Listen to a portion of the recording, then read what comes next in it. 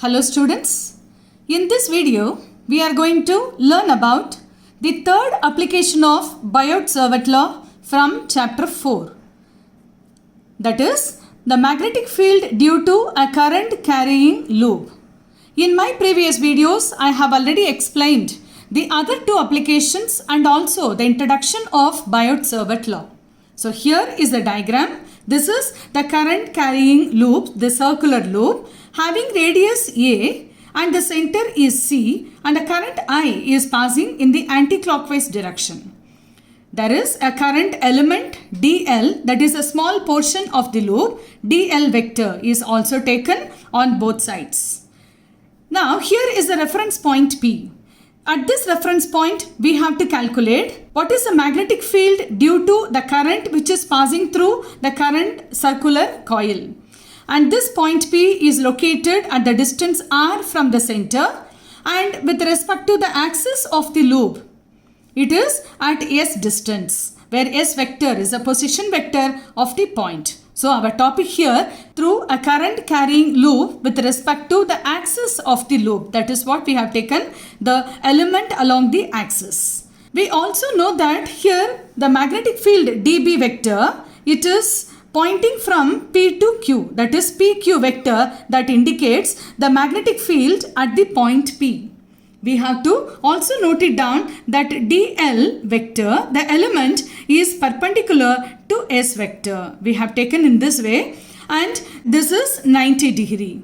Here this dB is resolved into its two components. One is dB cos phi, another one is dB sin phi, because phi is the angle between this and phi is the angle between the point P from C and the point P from O. Therefore this is the angle between this with respect to the point P. The same way we have to discuss for the element at this portion also. Now since dl is perpendicular to s vector and hence we can say the angle theta would be 90. And when this is 90, in our formula for Biot-Savart law, we have to substitute this angle. And now with respect to Biot-Savart law,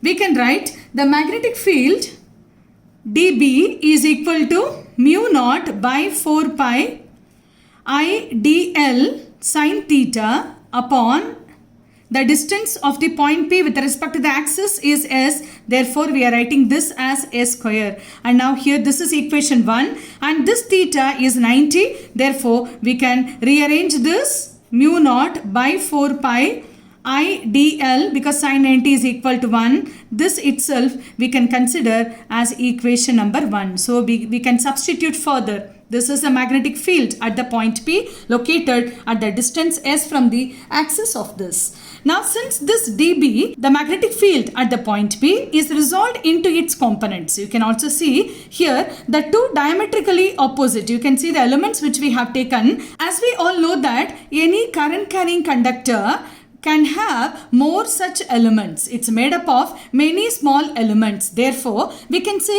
any two diametrically opposite elements of the loop, the component which is perpendicular to the axis of the loop will be same and opposite, so they cancel out each other. The only component, that is the sine component which is along the axial component, we can say, that gets added up to give the resultant magnetic field at the point P due to this current carrying loop. Hence, we can write here the magnetic field, the net magnetic field can be calculated by integrating only that component, that is the axial component. This is dB sin phi which we have taken. And this sin phi, from the diagram also we can write the sin phi can be written with respect to this angle where we have marked sin phi is equal to A by S. This can be substituted in this equation. And dB is already there from equation number 1. Therefore, we write here integral of mu naught by 4 pi I dl s square we have done for dB, and sin phi we can substitute, that is A by S. This is also there. This is equation for magnetic field. I am taking this as equation number 2 after substituting sin phi in this way. I can also rearrange this. B is equal to, taking the common terms outside the integration, mu naught by 4 pi. I am taking the current, that is also not changing, and The radius is also not changing. The distance is going to be like that only. It is going to be s cube here, and the integration is only for the elements, such elements which make the conductor. And this dl is what to be integrated, and dl will be here after integration is going to be L, and L is nothing but the length of the entire current carrying loop having the radius a. Therefore 2 pi a can be substituted later on. After integration, this is B is equal to mu naught by 4 pi I a into 2 pi a for dl after L, and hence 2 pi a. This is s cube, and you get the final expression for this mu naught and 2 pi, and this is cancelled, therefore 2 here, and this becomes a I a square upon 2s cube. This is expression we have got, that is mu naught I a square upon 2s cube. Let this be equation number 3, which is nothing but the magnetic field B at the point P located at the distance s from the axis of the loop, and hence we have got this expression in our equations. We also have to discuss this by substituting what is the value of s cube, because s is the distance only. We write, since s can be written here as from the diagram, it is a square plus r square under the root.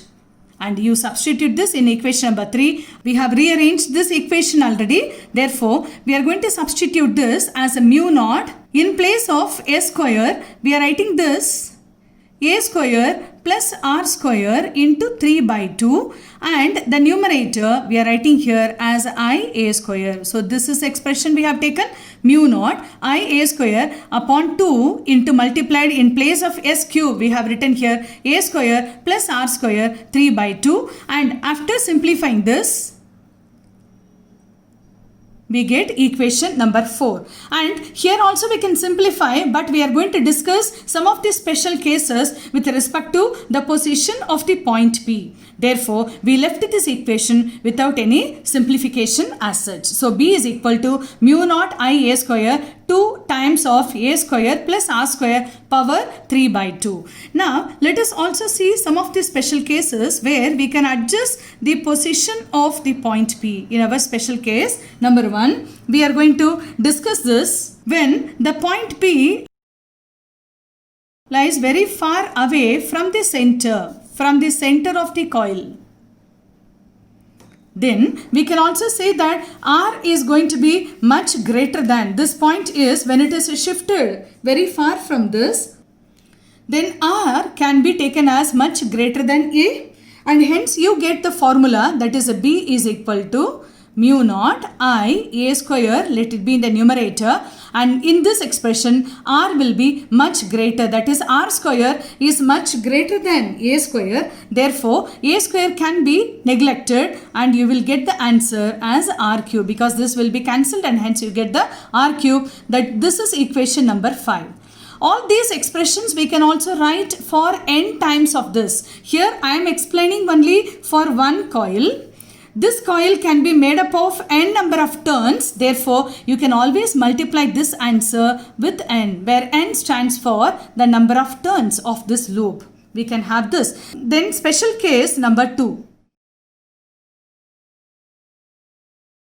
When P lies exactly at the center, that is R is going to be 0. When it lies at the point when R is equal to 0, from this expression we will also rearrange this. Substituting R is equal to 0, we must get the answer B is equal to mu naught I a square upon, cancelling this, again this will be cancelled here, we must get a cube, and after cancelling with the numerator you will be getting mu naught I upon 2 times of a, that is, and still you can multiply for n number of turns in this equation also. So this is nothing but when P it lies, that is at the center when R is equal to 0. We can also write one more special case, that is when P at the distance when R is equal to A. When this R is equal to A, that is very close to this, then what is the magnetic field here? We can still write by rearranging when R is equal to A in this expression. This is going to be 2 times of 2 a square and power 3 by 2, and by simplifying this expression number 4, we must get the answer mu naught I a square upon 2 times of, here I am substituting, I show as such, a square 3 by 2, and this is simplified as mu naught I upon 2 times, that is power 5 by 2 into a. This is expression. 2 power 5 by 2 into a and multiplied by n. Why? Because for n number of turns for every equation. So this is nothing but equation number 7.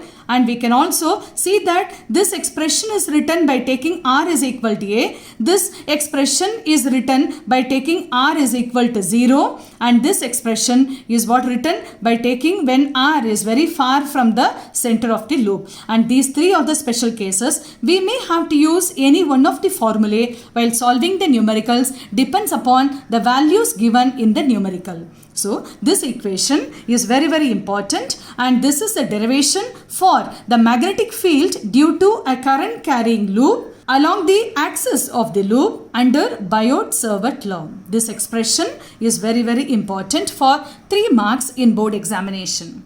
I hope you understood this derivation very well. Thank you for watching.